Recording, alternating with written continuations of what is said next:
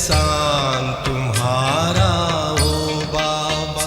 बदली हमारी किस्मत पाके प्यार तुम्हारा ओ बाबा। बदली हमारी किस्मत पाके प्यार तुम्हारा ओ बाबा। प्यार तुम्हारा ओ बाबा, प्यार तुम्हारा ओ बाबा।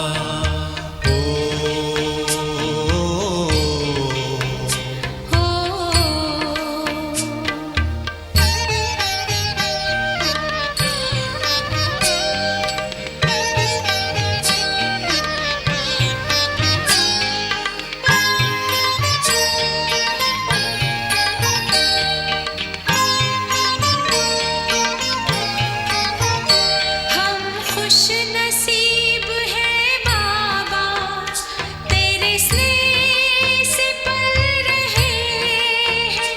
दामन में भर के खुशियाँ फूलों सा खिल रहे हैं, फूलों सा खिल रहे हैं। ये आँखें करती रहती बस दीदार तुम्हारा ओ बाबा। ये दिल हर पल गाता रहता एहसान तुम्हारा ओ बाबा।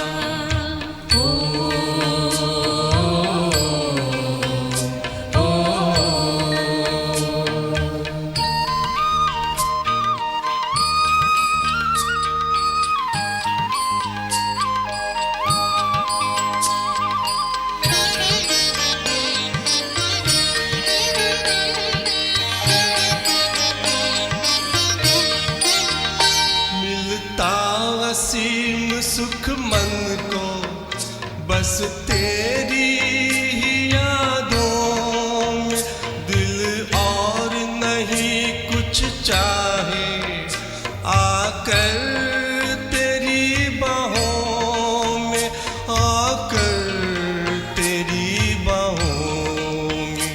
अब तो तुझ पर बलिहार है जीवन ये सारा ओ बाबा। ये दिल हर पल गाता रहता एहसान तुम्हारा ओ बाबा।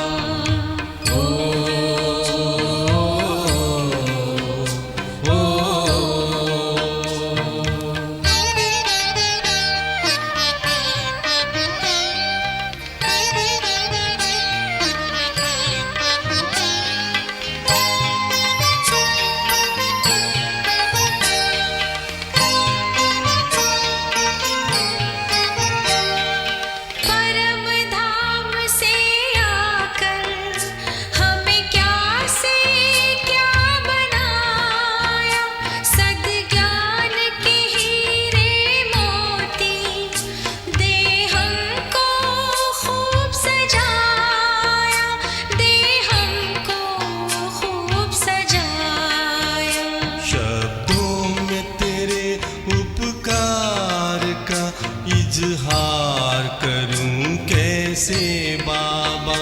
ये दिल हर पल गाता रहता एहसान तुम्हारा ओ बाबा। बदली हमारी किस्मत पाके प्यार तुम्हारा ओ बाबा।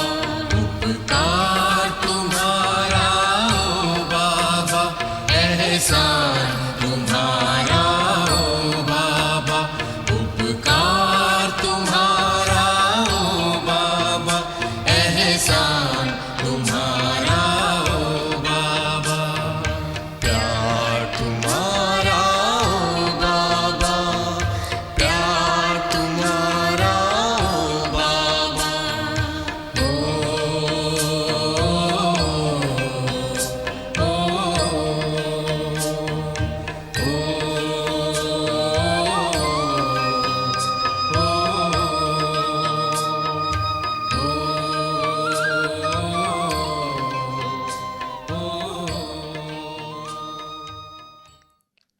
शांति।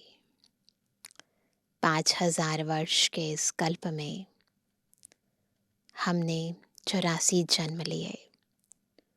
उन सभी जन्मों में से सर्वश्रेष्ठ सर्वोच्च है स्वयं परमपिता परमात्मा द्वारा प्रदत्त ब्रह्मा मुख से मिला हुआ ये ब्राह्मण जन्म। क्योंकि इस जन्म में स्वयं परम पिता परमात्मा शिव बाबा हमारे माता पिता बंधु सखा साजन सब कुछ बनते हैं। इस जन्म का हर कर्म हर संकल्प हर बोल श्रेष्ठ है, हर पल श्रेष्ठ है। इस जन्म का महत्व हम जितना वर्णन करें उतना कम है, क्योंकि खुद भगवान हमारा हर पल का साथी है। सुबह से लेकर रात तक उन्हीं की श्रीमत प्रमाण हम हर एक सूक्ष्म और स्थूल छोटा व बड़ा कर्म करते हैं। इसलिए बार बार जब हम इस ब्राह्मण जीवन की प्राप्तियों का सिमरण करते हैं तो ये नशा बढ़ता जाता है और इसके समक्ष दुनिया में कुछ भी होता रहे, उतराव हो चढ़ाव हो, कोई निंदा करे स्तुति करे, कुछ मिले या कुछ खो जाए, वो सब बातें बहुत छोटी नजर आती हैं। इसलिए बाबा हर रोज हमें मुरली में हमारे स्वधर्म की स्मृति दिलाते हैं, हमें याद दिलाते हैं कि हम कितने ऊंच ब्राह्मण जन्म के हैं। हमारा ये जन्म हीरे तुल्य है। आज की मुरली भी हमें यही स्मृति दिला रही है। ध्यान से सुनते हैं प्यारे बाबा के मधुर महावाक्य। आज 22 सितंबर 2025 बाबा के महावाक्य हैं। मीठे बच्चे, अपनी दिल पर हाथ रख कर पूछो कि बाबा जो सुनाते हैं क्या हम सब पहले जानते थे? जो सुना है उसे अर्थ सहित समझकर खुशी में रहो। जो सुना है उसे अर्थ सहित समझो और खुशी में रहो। प्रश्न है, तुम्हारे इस ब्राह्मण धर्म में सबसे अधिक ताकत है कौन सी और कैसे? ब्राह्मण धर्म में सबसे अधिक ताकत है, वह पूछते हैं वो कौन सी ताकत है और कैसे है? उत्तर है, तुम्हारा यह ब्राह्मण धर्म ऐसा है। कैसा है? जो सारे विश्व की सदगति श्रीमत पर कर देते हैं। सारे विश्व की सदगति श्रीमत पर कर देते हैं। ब्राह्मण ही सारे विश्व को शांत बना देते हैं। तुम ब्राह्मण कुलभूषण देवताओं से भी ऊंच हो। तुम्हें बाप द्वारा यह ताकत मिलती है। तुम ब्राह्मण बाप के मददगार बनते हो। तुम्हें ही सबसे बड़ी प्राइज मिलती है। तुम ब्रह्मांड के भी मालिक और विश्व के भी मालिक बनते हो। याद करो क्या क्या प्राप्तियां होती हैं। ओम शांति। मीठे मीठे रूहानी सिकिलदे बच्चों प्रति रूहानी बाप बैठ समझाते हैं। समझ रहे हैं सभी? बुद्धि से समझना है। रूहानी बच्चे जानते हैं रूहानी बाप एक ही बार हर 5000 वर्ष के बाद आते हैं जरूर। कल्प नाम रख दिया है जो कहना पड़ता है। इस ड्रामा की अथवा सृष्टि की आयु 5000 वर्ष है। यह बातें एक ही बाप बैठ समझाते हैं। यह कभी भी कोई मनुष्य के मुख से नहीं सुन सकते हैं। तुम रूहानी बच्चे बैठे हो, तुम जानते हो बरोबर हम सभी आत्माओं का बाप वह एक है। बाप ही बच्चों को बैठ अपना परिचय देते हैं, जो कोई भी मनुष्य मात्र नहीं जानते। कोई को पता नहीं गॉड व ईश्वर क्या वस्तु है। जबकि उनको गॉड फादर बाप कहते हैं, तो बहुत प्यार होना चाहिए। बेहद का बाप है तो ज़रूर उनसे वर्षा भी मिलता होगा। अंग्रेजी में अक्षर अच्छा कहते हैं, क्या कहते हैं? Heavenly God father. हेवन कहा जाता है नई दुनिया को, और हेल कहा जाता है पुरानी दुनिया को। परंतु स्वर्ग को कोई जानते नहीं। सन्यासी तो मानते ही नहीं, वो तो मानते ही नहीं है। वह कभी ऐसे नहीं कहेंगे कि बाप स्वर्ग का रचयिता है। हेवनली गॉड फादर, यह अक्षर बहुत मीठा है, और हेवन मशहूर भी है ना? हेवन, बहिश्त, परस्तान, स्वर्ग बहुत मशहूर है। तुम बच्चों की बुद्धि में हेवन और हेल का सारा चक्र, सृष्टि के आदि मध्य अंत का बुद्धि में फिरता है। जो सर्विसेबल है, सभी तो एक रस सर्विसेबल नहीं बनते। तुम अपनी राजधानी स्थापन कर रहे हो, फिर से तुम कहेंगे हम रूहानी बच्चे बाप की श्रेष्ठ ते श्रेष्ठ मत पर चल रहे हैं। ऊंच ते ऊंच बाप की ही श्रीमत है। श्रीमद् भगवत गीता भी गाई हुई है। यह है पहले नंबर का शास्त्र। बाप का नाम सुनने से ही झट वर्षा याद आ जाता है। यह दुनिया में कोई भी नहीं जानते कि गॉड फादर से क्या मिलता है। अक्षर कहते हैं प्राचीन योग, परंतु समझते नहीं कि प्राचीन योग किसने सिखाया। वो तो श्री कृष्ण ही कहेंगे, क्योंकि गीता में श्री कृष्ण का नाम डाल दिया है। उन्हें कहते ना योगेश्वर। अभी तुम समझते हो बाप ने ही राजयोग सिखाया, जिससे सब मुक्ति, जीवन मुक्ति को पाते हैं। यह भी समझते हो कि भारत में ही शिव बाबा आया था। उनकी जयंती भी मनाते हैं, परंतु गीता में नाम गुम होने से महिमा भी गुम हो गई है, जिससे सारी दुनिया को सुख शांति मिलती है। उस बाप को भूल गए हैं। इनको कहा ही जाता है एकज भूल का नाटक। बड़े ते बड़ी भूल यह है जो बाप को नहीं जानते।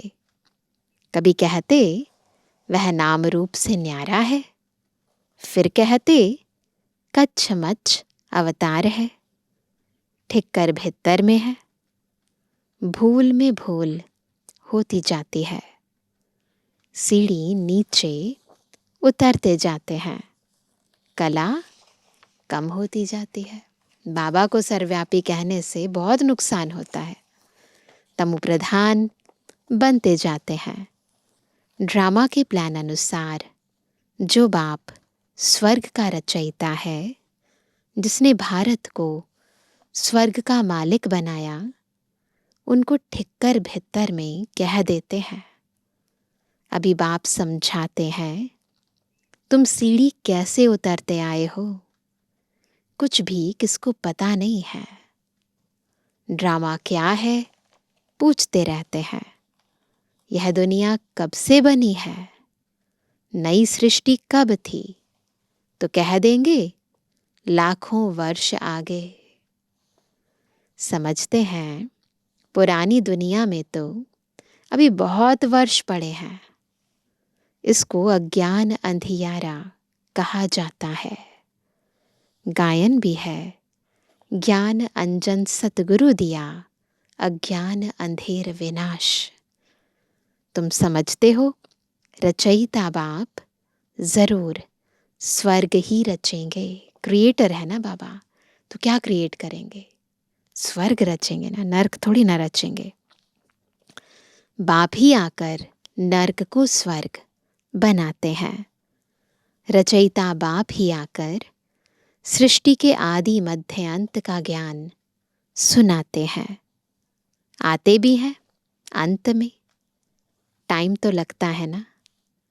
यह भी बच्चों को समझाया है, ज्ञान में इतना समय नहीं लगता है जितना याद की यात्रा में लगता है। 84 जन्मों की कहानी तो जैसे एक कहानी है। आज से 5000 वर्ष पहले किन्हों का राज्य था, वह राज्य कहाँ गया? तुम बच्चों को अब सारी नॉलेज है। तुम हो कितने साधारण अजामिल जैसे पापी, अहिल्याएं, कुब्जाएं, भीलनियां उनको कितना ऊंच बनाते हैं।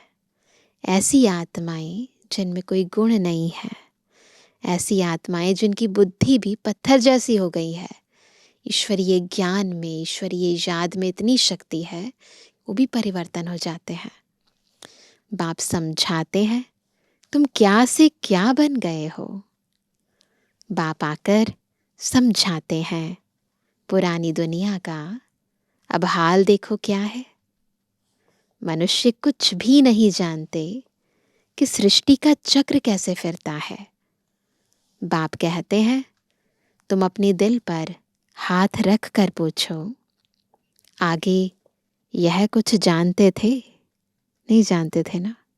इतना सारा ज्ञान बाबा ने दे दिया हमें, खुद का, सृष्टि का, हर एक कार्य जो सृष्टि में चल रहा है उसको हम यथार्थ रीति समझ सकते हैं।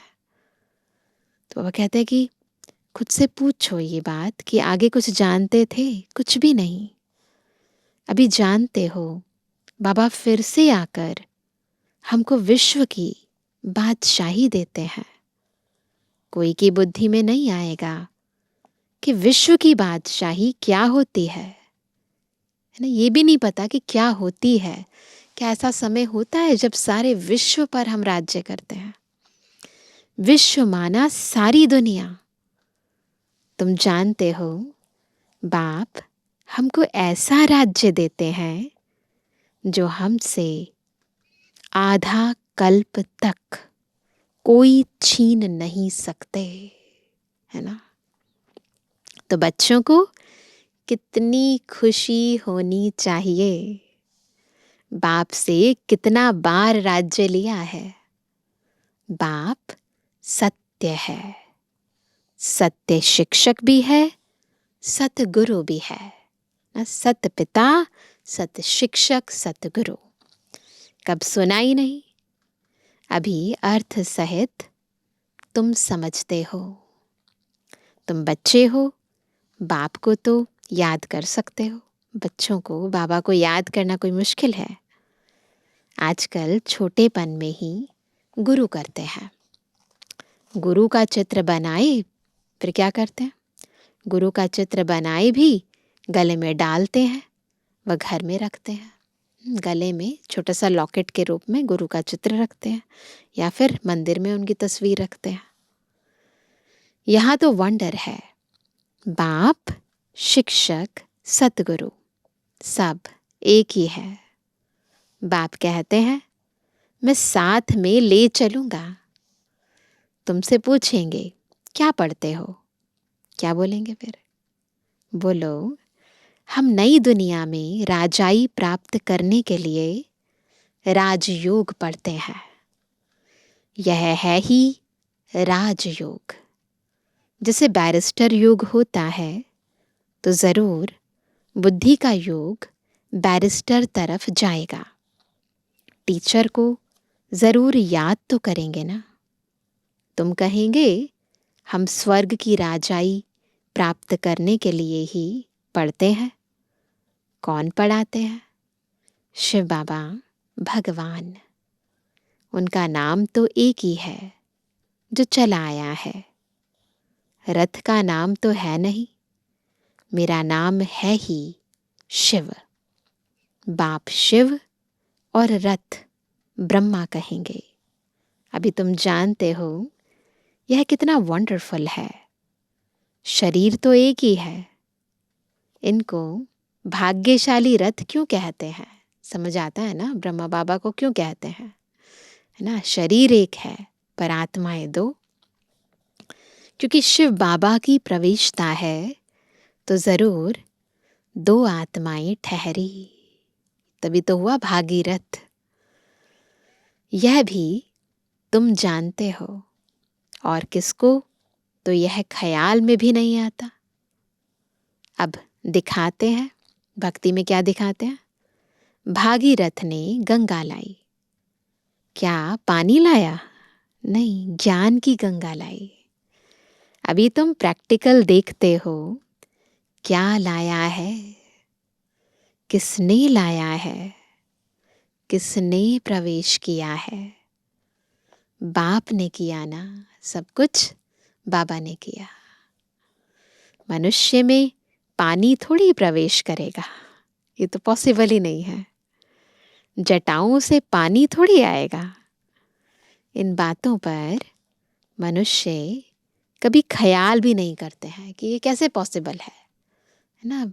अलंकृत भाषा का जैसे प्रयोग करते हैं वैसे ही अलंकृत रूप से ही भक्ति मार्ग में प्रतीकात्मक चित्र दिखा दिए हैं, लेकिन उनके भावों को समझना है।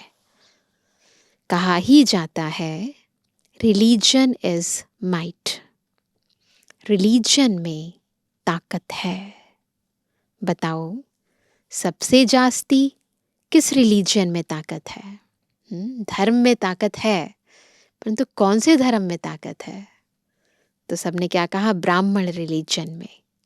हाँ, यह ठीक है, जो कुछ ताकत है ब्राह्मण धर्म में ही है, और कोई रिलीजन में कोई ताकत नहीं। क्योंकि ब्राह्मणों को ताकत देने वाला कौन है? खुद सर्वशक्तिमान। तुम अभी ब्राह्मण हो, ब्राह्मणों को ताकत मिलती है बाप से, जो फिर तुम विश्व के मालिक बनते हो। तुम्हारे में कितनी बड़ी ताकत है? तुम कहेंगे हम ब्राह्मण धर्म के हैं, किसकी बुद्धि में नहीं बैठेगा। विराट रूप भल बनाया है, परंतु वह भी आधा है ना? उसमें भी ब्राह्मण नहीं दिखाए हैं, तो इसीलिए वो कहते हैं वो भी आधा है। मुख्य रचता और उनकी पहली रचना को कोई नहीं जानते। बाप है रचता, फिर ब्राह्मण है चोटी। इसमें ताकत है, इसी धर्म में ताकत है। बाप को सिर्फ याद करने से ताकत मिलती है, बस। ब्राह्मणों में ताकत है, कैसे मिलती है? याद करने से। बच्चे तो जरूर नंबरवार ही बनेंगे ना। तुम इस दुनिया में सर्वोत्तम ब्राह्मण कुलभूषण हो, देवताओं से भी ऊंच हो। तुमको अब ताकत मिलती है, सबसे जास्ती ताकत है ब्राह्मण धर्म में। ब्राह्मण क्या करते हैं? सारी विश्व को शांत बना देते हैं। तुम्हारा धर्म ऐसा है जो सर्व की सद्गति करते हैं श्रीमत द्वारा।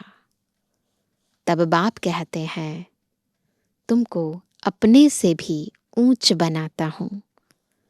तुम ब्रह्मांड के भी मालिक, विश्व के भी मालिक बनते हो, है ना? बाबा हमें बना देते हैं सबसे ऊंचा, खुद नहीं बनते हैं। सारे विश्व पर तुम राजाई करेंगे। अभी गाते हैं ना, भारत हमारा देश है। कभी महिमा के गीत गाते, कभी फिर कहते भारत की क्या हालत है। ऐसे भी गीत बने हुए हैं ना कि क्या हो गया है। कभी तो कहते कहाँ डाल, जहाँ डाल डाल पर सोने की चिड़िया करती थी बसेरा, वो भारत देश है मेरा। फिर कहते हैं आज के इस इंसान को ये क्या हो गया है, इसका पुराना प्यार कहाँ पर खो गया है। तो दोनों तरह के गीत बने हैं। ऐसी हालत हो गई है और ऐसी भी हालत थी, तो क्या से क्या हो गया है। जानते नहीं कि भारत इतना ऊंच कब था। मनुष्य तो समझते हैं स्वर्ग अथवा नर्क यहाँ है, जिसको धन मोटर आदि है वह स्वर्ग में है। यह नहीं समझते स्वर्ग कहा ही जाता है नई दुनिया को, है ना। ये दुनिया ही नहीं है, वो स्वर्ग तो कुछ और ही है। यहाँ सब कुछ सीखना है। साइंस का हुनर भी फिर वहाँ काम में आता है। यह साइंस भी वहाँ सुख देती है। यहाँ तो इन सब से है अल्पकाल का सुख। यहाँ दुख भी देती है और सुख भी देती है। वहाँ केवल सुख देती है। वहाँ तुम बच्चों के लिए यह स्थायी सुख हो जाएगा, परमानेंट सुख। यहाँ सब सीखना है जो फिर संस्कार ले जाएंगे। कोई नई आत्माएं नहीं आएंगी जो सीखेंगी, यही आत्माएं हैं सारी। यहाँ के बच्चे ही साइंस सीख कर वहाँ चलते हैं, बहुत होशियार हो जाएंगे, सब संस्कार ले जाएंगे, फिर वहाँ काम में आएंगे। अभी है अल्पकाल का सुख, फिर यह बॉम्ब्स आदि ही सबको खलास कर देंगे। मौत के बगैर शांति का राज्य कैसे हो? यहाँ तो अशांति का राज्य है। यह भी तुम्हारे में नंबरवार हैं जो समझते हैं हम पहले पहले अपने घर जाएंगे, फिर सुख धाम में आएंगे। सुख में बाप तो आते ही नहीं। बाप कहते हैं मुझे भी वानप्रस्थ रथ चाहिए ना। बाबा आते कब हैं? तो सारी दुनिया की भी वानप्रस्थ अवस्था होती है और उसी रथ में आते हैं जो अपने वानप्रस्थ अवस्था में होता है। बाबा ना नई दुनिया में आते हैं ना नए शरीर में आते हैं, है ना। तो बाबा कहते हैं भक्ति मार्ग में भी सबकी कामनाएं पूरी करता आया हूँ। संदेशियों को भी दिखाया है कैसे भक्त लोग तपस्या पूजा आदि करते हैं। देवियों को सजाए, पूजा आदि कर, फिर समुद्र में डुबो देते हैं। कितना खर्च होता है? पूछो यह कब से शुरू हुआ है? तो कहेंगे परंपरा से चला आया है।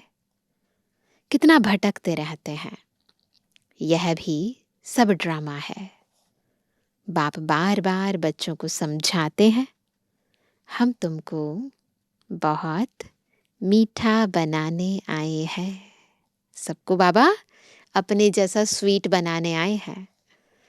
यह देवताएं कितने मीठे हैं, अभी तो मनुष्य कितने कड़वे हैं, है ना। बोलते भी कड़वा है, सोचते भी कड़वा है, करते भी कुछ ऐसे ही है जिससे दुख मिले। जिन्होंने बाप की बहुत मदद की थी उन्हीं की पूजा करते रहते हैं। तुम्हारी पूजा भी होती है, पद भी तुम ऊंच प्राप्त करते हो। बाप खुद कहते हैं मैं तुमको अपने से भी ऊंच बनाता हूँ। ऊंच ते ऊंच भगवान की है श्रीमत। गीता में भी श्रीमत मशहूर है। श्री कृष्ण तो इस समय बाप से वर्षा ले रहे हैं। श्री कृष्ण की आत्मा के रथ में बाप ने प्रवेश किया है। कितनी वंडरफुल बात है। कभी किसकी बुद्धि में आएगा नहीं। ये बात केवल जब बाबा आते हैं तब जाकर हमें पता चलती है ना, और किसी की बुद्धि में आ ही नहीं सकती। समझने वालों को भी समझाने में बड़ी मेहनत लगती है। बाप कितना अच्छी रीति बच्चों को समझाते हैं। बाबा लिखते हैं सर्वोत्तम ब्रह्मा मुख वंशावली ब्राह्मण। तुम ऊंच सर्विस करते हो तो यह प्राइज मिलती है। तुम बाप के मददगार बनते हो तो सबको, हम बाबा के मददगार बनते हैं तो सबको प्राइज मिलती है। मिलती सबको है लेकिन नंबरवार पुरुषार्थ अनुसार। तुम्हारे में भी बड़ी ताकत है। तुम मनुष्य को स्वर्ग का मालिक बना सकते हो। तुम रूहानी सेना हो। तुम यह बैज नहीं लगाएंगे तो मनुष्य कैसे समझेंगे कि यह भी रूहानी मिलिट्री है। मिलिट्री वालों को हमेशा बैज लगा हुआ होता है। शिव बाबा है नई दुनिया का रचयिता। वहाँ इन देवताओं का राज्य था, अब नहीं है। फिर बाप कहते हैं मन मना भव, देह सहित सब संबंध छोड़ माम एकम याद करो। तो श्री कृष्ण की डायनेस्टी में आ जाएंगे। इसमें लज्जा की तो बात ही नहीं। बाप की याद रहेगी। बाप इनके लिए भी बताते हैं। यह नारायण की पूजा करते थे। कौन? ब्रह्मा बाबा। नारायण की मूर्ति साथ में रहती थी। बाबा के वॉलेट के अंदर, पॉकेट के अंदर, है ना, वो नारायण की मूर्ति हमेशा, मूर्ति तो नहीं कहेंगे, चित्र साथ में रखते थे। चलते फिरते उनको देखते थे। अभी तुम बच्चों को ज्ञान है, बैज तो जरूर लगा रहना चाहिए, है ना। तुम हो नर को नारायण बनाने वाले। राजयोग भी तुम ही सिखलाते हो। नर से नारायण बनाने की सर्विस करते हो।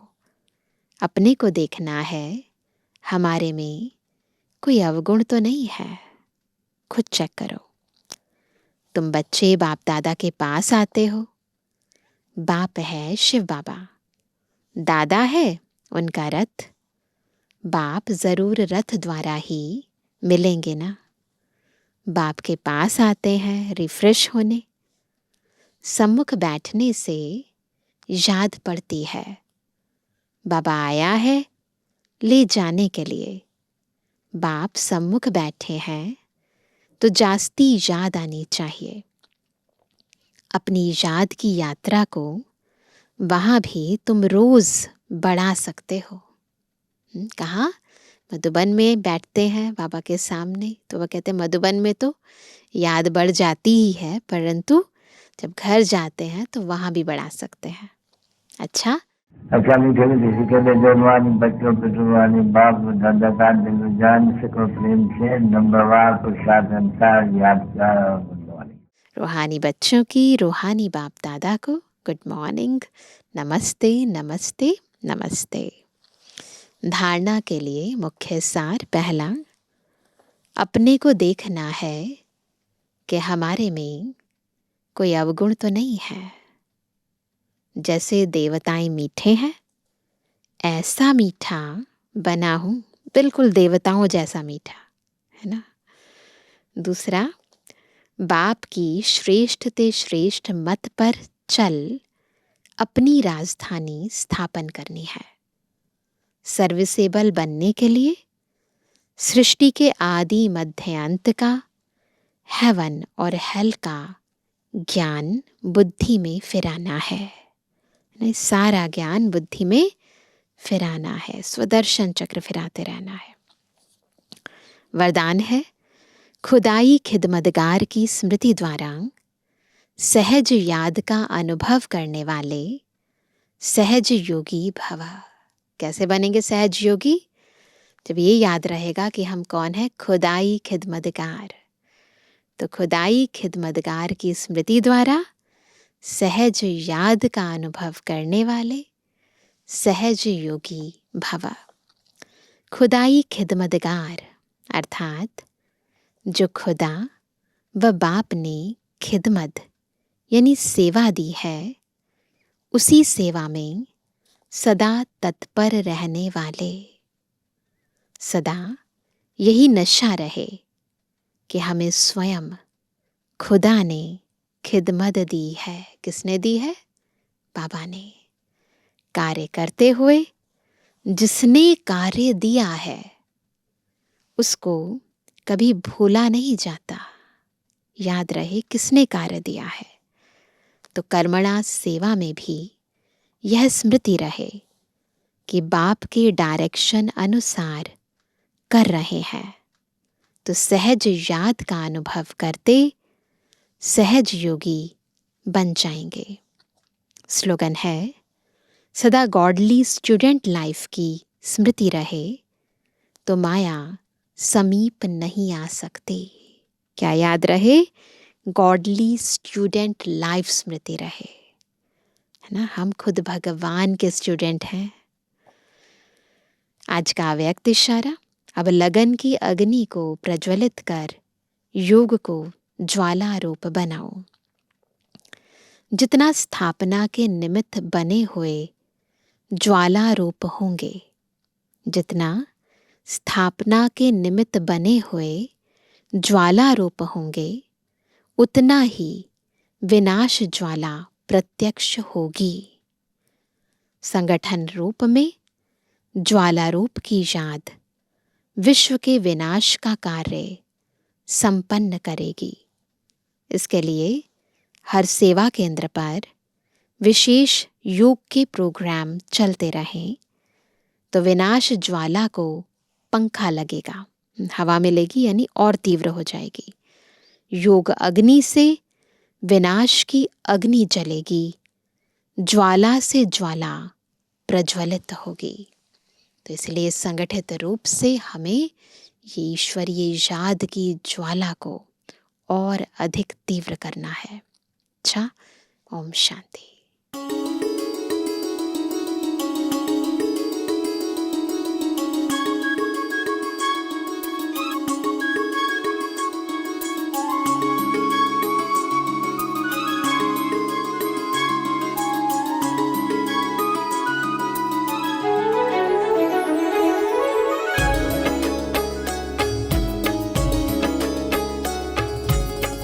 तेरी पनाहों में पलते हैं, तेरी पनाहों में पलते हैं, तेरी ही राहों में चलते हैं, तेरी ही राहों में चलते हैं, तेरी ही यादों में रहते हैं, तेरी ही यादों में रहते हैं, बाहों में तेरी मचलते हैं, तेरी पनाहों में पलते हैं, तेरी पनाहों में पलते हैं, तेरी ही राहों में चलते हैं, तेरी ही राहों में चलते हैं।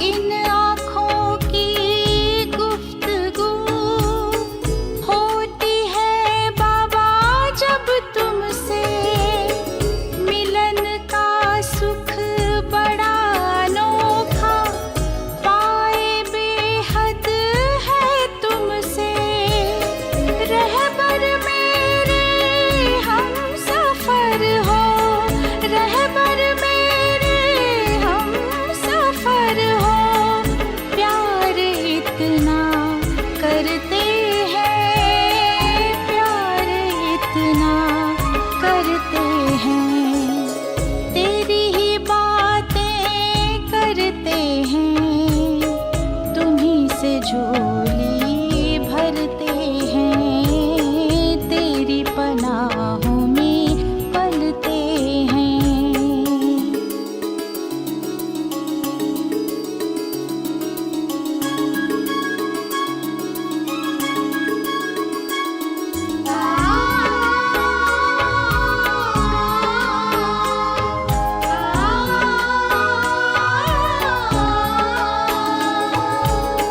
छा